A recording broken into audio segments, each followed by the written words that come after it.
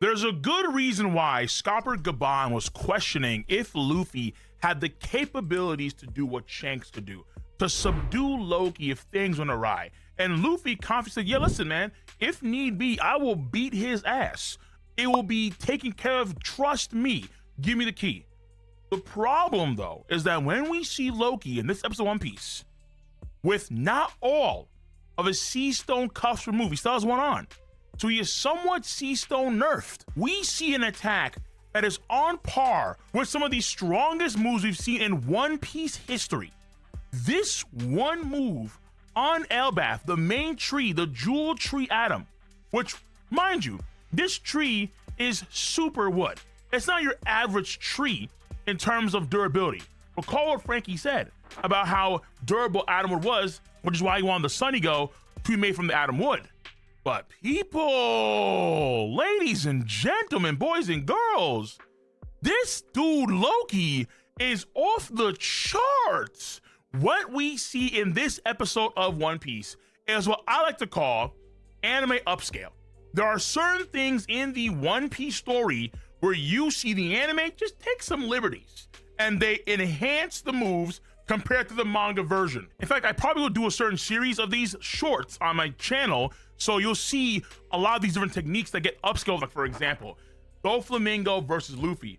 Dofi's 16 holy bullets in the manga version get obliterated, but in the anime version, there's actually a tug of war between the King Kong gun and the 16 holy bullets. That's what Doflamingo upscale. And in the same vein, the anime episode upscaled the hell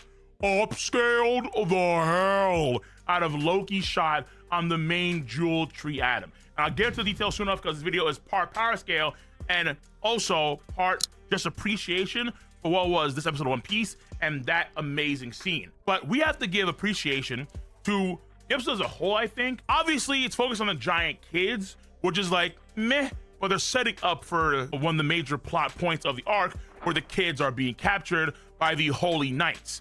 And the animation for all these scenes is actually pretty damn good too. So the animation, along with, let's say, the storyboard and the directing and the script, are all pretty good, I think, for the episode as a whole. As someone that does appreciate absolutely high quality combat, it's very clear that the Loki scene was the best scene, and it got me really hyped up. And if you don't know, I do episode reactions to these episodes of One Piece on my Patreon.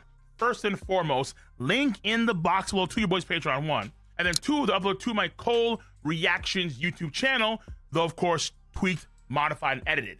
But that was the scene that I hyped the most. However, I do want to show some love here to an animator called quote-unquote Creature, also known as Kuroba Same or Kuroba Same on X. Because years ago in 2024, they did a animation of Zoro running through Egghead Island, and they actually, for the first time, got their own animated scene in the One Piece anime, which is really cool. It's a scene where you see Saul and the others looking at these gigantic nightmare creatures as they bounce around cartoonishly through this gigantic Elbaf forest. Creature had a post on his X about him being able to animate for the first time for Toei Animation for One Piece, and I quote, "My dream came true today.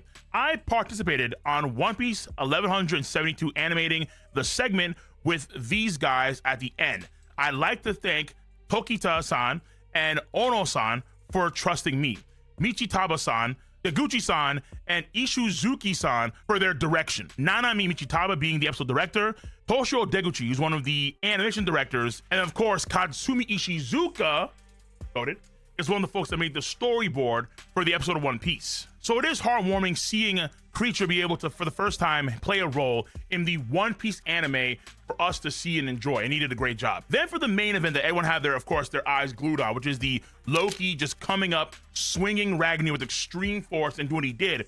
That's animated by Chris, who is an outstanding animator who's played some key roles in episodes like, let's say, Zoro Piece episode 1062. So Chris, aka YMBM, and Shotaro Ban. This scene, okay, here comes the power scale. This scene, to me, I think showcases a class of move that is probably on par with the Hakai, the Big Mom and Kaido combo move at the bare minimum. Probably in the same tier as, let's say, the Death Destroyer Thunder Bagua.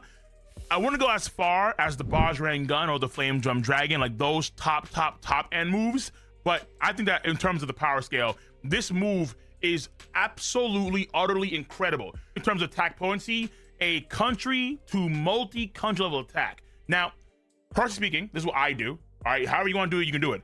I like to have baselines for characters in terms of power scaling. It is very easy, I think, to just power scale characters, say for an item. I can make Loki to this day easily star, multi-star, like multi-solar system level. That's not hard to do at all. But I really try not upscale, but to find consistency and accuracy in my power scaling. What you may not realize by watching the episode itself, but when you go back to chapter 1142 for the manga, he is putting Haki, Conqueror's Haki infusion on the hammer swing. Ever since Wano Country, this ability has been very inconsistent as to how it's portrayed in the anime. Even to this day, it's pretty inconsistent. But you can kind of notice that when he had like the lightning over his body, it was in a very similar to, let's say, Kaido, where Kaido also had purple lightning effects over his body. But the aura is actually kind of toned down a bit compared to what you see in Wano Country. Something I mentioned in my previous video about the anime when Scopper Gay Bone was popping off. Also, compared to the manga, what you don't really get is a sense of the scale of the gigantic lightning bolt that Loki summons down as he swings on the giant Atom Tree. Where in the manga chapter, you see this titanic bolt of lightning that just cuts through the heaven realm, the sun realm, right into the hell realm of Elbaf. That bolt of lightning being either just as thick or even thicker than that titanic sword that is jabbed into the Jewel Tree Atom on Elbaf. The scope of the attack is massive that you see in the manga version. In the anime, you see the big bolts of lightning in the sky, and you have the characters' reactions on the ground, but you don't really see the actual true scale of the bolt itself. Maybe in the next episode, they'll actually clarify that, where you get some more of that shot. However, what they do in return is that when Loki is charging up for the attack, you can see him make those crazy color rings, the green, red, and blue, like Zoro, Sanji, and Luffy. And then you can see the intensity of the swing. And the intensity of the swing is on a level unprecedented, because when he is swinging the hammer, the air pressure and the air pressure alone of the swing actually obliterates the nearby mountains, not the contact, the air pressure of the swing. So what he did was on a better tier than, let's say, what Madara did with his Susanoo Naruto, because he's obliterating the mountains just from the sheer air pressure of the swing alone, not intentionally doing it. Furthermore, when contact is made with the tree itself, which, by the way, the sound effects were just so good across the board, but when he does make contact, this shockwave is so tremendous that damn near half of the Hell Realm area of Elbaf starts to shift and oscillate. In the nearby area, like with Roger and Whitebeard, the lava is starting to raise from the sheer force of the attack, blowing away half the guys in the area. They have a hard time standing there watching Loki just pop off. So he's annihilating large swaths of forest for like miles upon miles just from the sheer indirect impact of the shockwave when the hammer hits the tree trunk. So in a way, low-key, all puns intended, we do get a better sense of the power of that one swing while he is nerfed with the Sea Stone. The Sea Stone in some way is probably limiting his powers. Even though probably not by a lot because it's only one Sea Stone cuff, even still, the damage I think is just, dude. So you get a better sense of the attack power because just the air force of him swinging is blowing away like 3 or 4 mountains.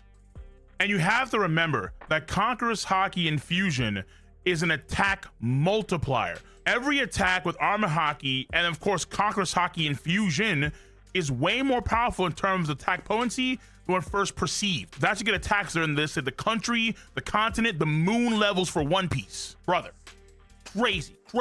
So I think, again, I'm gonna stand by this before, where I believe it's an attack power that's probably on par with the Conquest of the Sea, the Kaido and Big Mom combo move. Maybe I can say on the safe side when he's at full powers. Let's say all cuffs removed, probably on that level to play it safe. Low balls to me are cool too. I'm cool with that as well. I never would have thought that with a sheer swing of the hammer, just the air pressure would blow away mountains in the area. Like this. He did what Scopper did, the Mountain Eater. He did that passively with the shockwave from the impact onto the main tree. And mind you, it's a mega forest. Everything is scaled up to giant class, including the fauna. So these trees are much bigger than your average tree, much bigger. Loki's too strong. He is way too strong considering how this is Loki when he's nerfed with Sea Stone on him. The anime, I think, is gonna cook even harder with Loki's future feats, and they're going to be biblical. The hockey that he put on his hammer, that gigantic ray that cut through the bottom of Elbath, bro, I'm afraid. If that's how they have Homeboy moving in the anime when he's nerfed later on the arc, dude. Oh, yeah. Okay, all right. Let me know your stance on the subject matter at hand. Of course, remember, you have what? Access to the video first. So let me know first what you think about this episode of One Piece, and of course the power scaling. If you enjoy your boys' video content, thumbs up, subscribe to the channel, and click on that bell to join the notification squad. I'm gonna catch you guys and gals on the flip side. See you. Bye bye.